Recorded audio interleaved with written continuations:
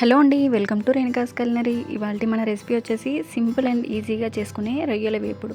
చాలా టేస్టీగా ఉంటుంది. ఈ ప్రాన్ ఫ్రై డ్రైగా లేకుండా వెట్గా వస్తుంది. సో బిర్యానీలోకైనా, చపాతీలోకైనా, రైస్లోకైనా చాలా టేస్టీగా ఉంటుంది. తప్పకుండా ట్రై చేయండి. ఇంకా లేట్ చేయకుండా ఎలా తయారు చేసుకోవాలో చూసిద్దాం.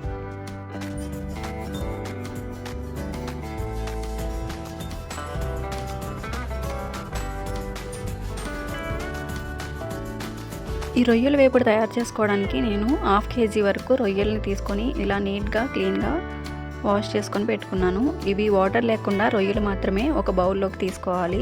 ఇప్పుడు ఈ రొయ్యల్ని మ్యారినేట్ చేసుకోవాలి. 1/2 టీ స్పూన్ పసుపు, 1/2 table spoon salt, 1 table spoon కారం వేసుకొని బాగా మిక్స్ చేసుకోవాలి. ఈ కారం మొత్తం రొయ్యలకి పట్టేటట్టుగా బాగా మిక్స్ చేసుకోవాలి. ఇలా మిక్స్ చేసుకున్న తర్వాత మూత పెట్టుకొని ఒక 15 మినిట్స్ పాటు పక్కన పెట్టుకోవాలి. ఇప్పుడు మసాలా ప్రిపేర్ చేసుకోవడానికి ఒక మిక్సీ జార్ తీసుకొని 2 ఇంచుల వరకు అల్లం, 4 లేదా 5 వెల్లుల్లి, 1 టీ స్పూన్ మిరియాలు వేసుకొని కోర్స్గా గ్రైండ్ చేసుకోవాలి. చూడండి, ఇలా వీడియోలో చూపిస్తున్నట్టుగా కోర్స్గా గ్రైండ్ చేసుకోవాలి. ఇప్పుడు స్టవ్ పై ప్యాన్ పెట్టుకొని 2 టేబుల్ స్పూన్ వరకు ఆయిల్ వేసుకోవాలి. ఇందులోనే 1 టీ స్పూన్ వరకు నెయ్యి కూడా వేసుకొని బాగా వేడి చేసుకోవాలి. ఇలా వేడయిన తర్వాత 1 టీ స్పూన్ జీలకర్ర వేసుకొని ఫ్రై చేసుకోవాలి. జీలకర్ర కొంచెం ఫ్రై అయిన తర్వాత ఇందులోనే 1/2 కప్ వరకు సన్నగా తరిగి పెట్టుకున్న ఉల్లి తరుగును కూడా వేసుకొని గోల్డెన్ కలర్ వచ్చేంత వరకు ఫ్రై చేసుకోవాలి. చూడండి, ఇలా వీడియోలో చూపిస్తున్నట్టుగా గోల్డెన్ కలర్ వచ్చేంత వరకు ఫ్రై అయిన తర్వాత ఇందులోనే ముందుగా గ్రైండ్ చేసి పెట్టుకున్న మిరియాలు, అల్లం, వెల్లుల్లి పేస్ట్ని వేసుకోవాలి. ఇప్పుడు పచ్చివాసన పోయేంత వరకు ఫ్రై చేసుకోవాలి. ఇది కొంచెం ఫ్రై అయిన తర్వాత ఇందులోనే పేస్ట్ చేసి పెట్టుకున్న ఒక మీడియం సైజ్ టమాటో పేస్ట్ని కూడా వేసుకొని బాగా ఫ్రై చేసుకోవాలి.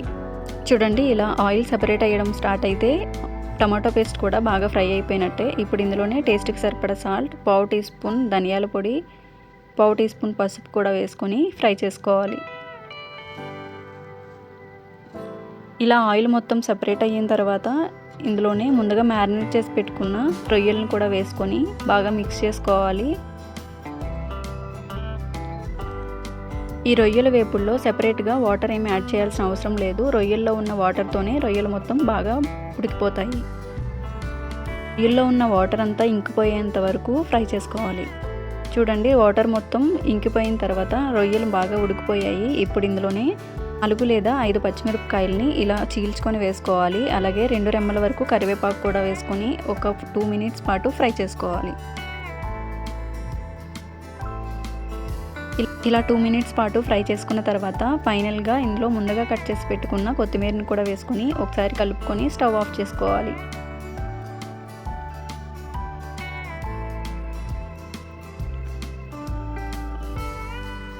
అంతేనండి, రొయ్యల వేపుడు రెడీ అయిపోయినట్టే. ఈ రొయ్యల వేపుడిని బిర్యానీలోకైనా, రైస్లోకైనా సైడ్ డిష్గా తీసుకుంటే చాలా టేస్టీగా ఉంటుంది. చాలా ఈజీగా ప్రిపేర్ చేసుకోవచ్చు. తప్పకుండా ట్రై చేయండి. చూసారు కదా ఎంత ఈజీగా ప్రిపేర్ చేసుకోవచ్చో. మీరు కూడా తప్పకుండా ట్రై చేసి కామెంట్ బాక్స్లో కామెంట్ చేయండి. ఈ రెసిపీ మీకు నచ్చినట్లయితే లైక్ చేయండి, షేర్ చేయండి. అలాగే మరిన్ని వీడియోస్ కోసం రేణుకాస్ కులినరీ ఛానల్ని సబ్స్క్రైబ్ చేసుకోండి. Thank you for watching.